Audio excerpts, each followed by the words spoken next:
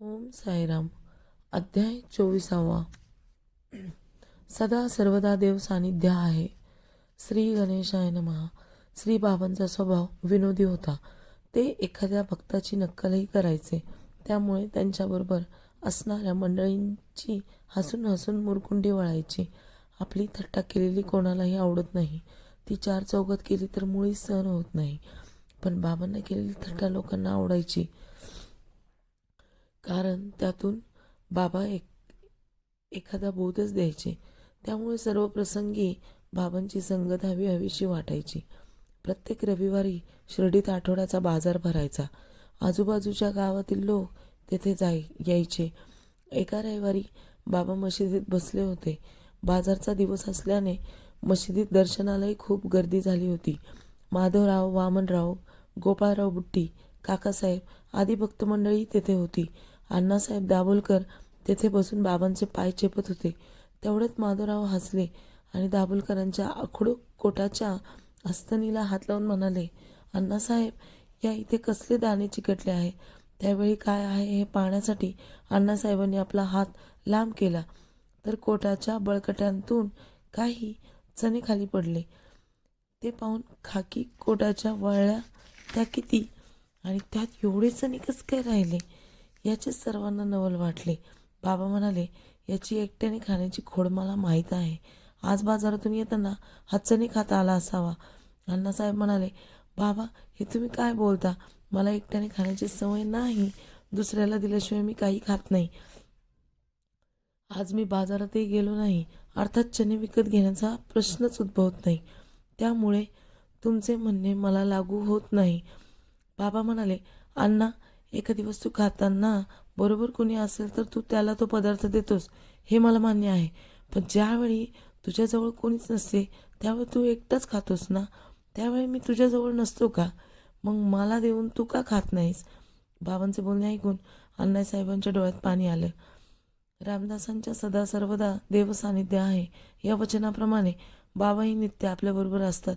पण आपल्याला ते कळत नाही. त्यामुळे आपण खात असताना त्यांना काही अर्पण करीत नाही. या विचाराने ते सद्गदित झाले. थट्टेच्या निमित्ताने का होईना बाबांनी आपले डोळे उघडले आणि ते नतमस्तक झाले. बाबांचे बोलणे अगदी बरोबर होते.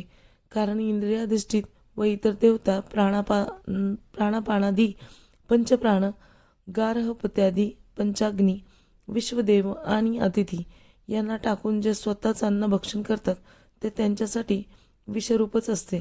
प्रत्यक्षात हे तत्व कितीही लहान वाटले तरी नित्यचरणातील त्याचे महत्त्व जाणकारांना चांगलेच माहीत आहे. ते सर्वच विषयांना लागू आहेत. जे भोगासक्त असतात त्यांना परमार्थाशी काही घेणे देणे नसते. पण जे विषयाविकारांना आवर घालतात त्याचा तो दास असतो. तेथे यंदा पंचवतिष्ठते या मंत्राचा श्रुतीने जे सांगतील आहे तेच बाबांनी थट्टेच्या निमित्ताने सोप्या शब्दात विशद केले.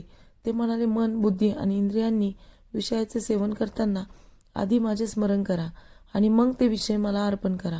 इंद्रियांसमोर भोग्य विषय अखंड उभेच असतात. इंद्रिये त्यांच्याशिवाय राहूच शकत नाहीत. म्हणूनच कामना धरायची असेल तर ती माझी धरा. राग येत असेल तर तो माझ्यावर धरा. अभिमान व अहंकार यांनाही माझ्या चरणावर अर्पण करा. अशा प्रकारे तुमच्या सर्व वृत्ती माझ्याशी जोडा. त्याचा प्रभाव कमी होईल. मग त्यांचे उठणेच थांबेल आणि तुमचे मन शांत होईल. माझा गुरु नित्य माझ्याबरोबर आहे असा त्यांचा दृढ भाव आहे. त्याला विषय विकारांची बाधा होत नाही. जो त्याच सद्भावनेने वागतो तेथे विषयच गुरुरूप होतो. त्या योगे मोह मायेचा निरस होतो.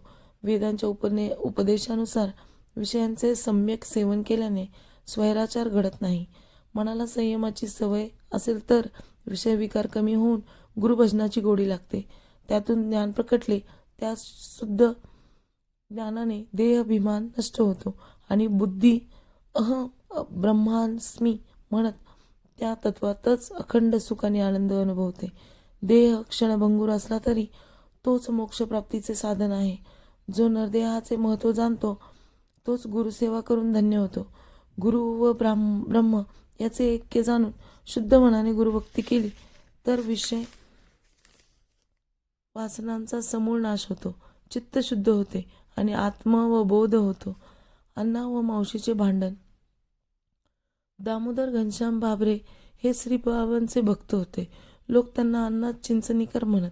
अण्णा व त्यांच्या पत्नीचे बाबांवर खूप प्रेम होते. त्यांची सेवा करता यावी म्हणून ही उभयता कित्येक वर्ष शिर्डीतच राहिली होती. अण्णांचा स्वभाव फार तापट होता. कधी भडका उडेल याचा नेम नसे. ते कोणाचीही भीड ठेवत नसत. वरकरणी कडक व तापट वाटले तरी ते अंतरी शांत आणि सात्विक होते. एके दिवशी दुपारी श्री बाबा डावा हात कठड्यावर ठेवून निवांत बसले होते. अण्णा बाहेरच्या बाजूस ओनवे राहून त्यांचा हात हळूहळू दाबत होते. त्यावेळी वेणूबाई कौजिलगी नावाची बाई बाबांच्या उजवीकडे बसून त्यांचे पोट व कुस दाबत होती. ही वेणूबाई विधवा होती. बाबा तिला आई अशी हाक मारीत. इतर मंडळी मावशीबाई म्हणत. तिला थट्टा केलेली आवडायची. असो, हे दोघेही भक्त बाबांचे अंग रगडीत होते. अण्णा एका जागी स्थिर होते, पण मावशीबाई मागे पुढे हालत होत्या. त्यामुळे बाबांचे पोट रगडताना त्यांचे तोंड एकसारखे अण्णांच्या समोर जात होते.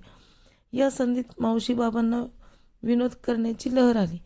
त्या म्हणाल्या, अण्णा, तुम्ही माझ्याकडे मुका काय मागता? कमाल आहे हं तुमची. अहो, वयाचा तरी भान विचार करा.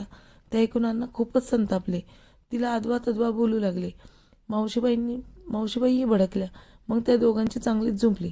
तेव्हा दोघेही अकारण भांडत आहेत हे जाणून श्री बाबा अण्णांना म्हणाले, काय रे अण्णा, इतके संतापायला काय झाले? आपल्या आईचा मुका घेण्यात काय हरकत आहे? हे शब्द कानी पडतात दोघांनाही आपली चूक समजली. ते दोघे हसू लागले. इतर मंडळी त्या हसण्यात सामील झाली. साईबाबा ब्रह्मचारी होते. ते भक्तांचा भाव जाणून त्यांना आपली सेवा करून देत असत. कुणी त्या सेवकाबद्दल काही तक्रार केली वा अनुद्गार काढले तर ते त्याला चांगला धडा शिकवीत. भक्तांमध्ये वेणूबाईची सेवा करण्याची तरा विलक्षण होती. ती बाबांचे अंग चिपताना दोन्ही हातांनी दाब देऊन त्यांचे अंग घुसळायची. त्यांचे पोट पिठासारखे मळायची. तिचा हा धसमुसळायपणा इतरांना रुचत नसे. बाबांना ते चालायचे. अंग चिपताना तिने पाठपोट एक केले तरी ते काही बोलत नसत. एके दिवशी वेणूबाई बाबांचे पोट घुसळत होती. तिच्या सेवेचा अतिरेक पाहून एका भक्ताला बाबांची दया आली. ते पटकन म्हणाले, बाई, यांच्यावर थोडी तरी दया दाखवा. हे काय अंग रगडण्याची पद्धत झाली? अशाने बाबांचे हाडं मोडतील. ते ऐकताच बाबा एकदम उठले. हातांनी सटका घेऊन रागाने जमिनीवर आपटू लागले. त्यांचा क्रोध पाहून सर्वजण घाबरले. त्यांनी तोच सटका आपल्या पोटाच्या खळगीत खोचला आणि त्याचे दुसरे टोक खांबावर रोवून दोन्ही हातांनी पोटावर दाब देऊ लागले. ते दृश्य पाहून सटका बाबांच्या पोटात आरपार जातो की काय या आशंकेने सर्वजण घाबरून गेले. मशिदीत वातावरण एकदम गंभीर झाले. काय करावे तेच समजेना. त्या बोलणाऱ्याला कुठून दुर्बुद्धी आली आणि तिला बोललो असे झाले. तो बाबांची मनोमन क्षमा मागू लागला. बाबा शांत व्हावे म्हणून अन्य भक्तही विनंती करू लागले. असं थोड्या वेळाने बाबांचा राग शांत झाला. ते गादीवर येऊन बसले. तेव्हापासून ज्याने त्याने आपापले सेवा कार्य करावे, कुणीही दुसऱ्याच्या सेवेत दखल देऊ नये असे सर्वांनी ठरवूनच टाकले. अध्याय 24 समाप्त. ओम साईराम.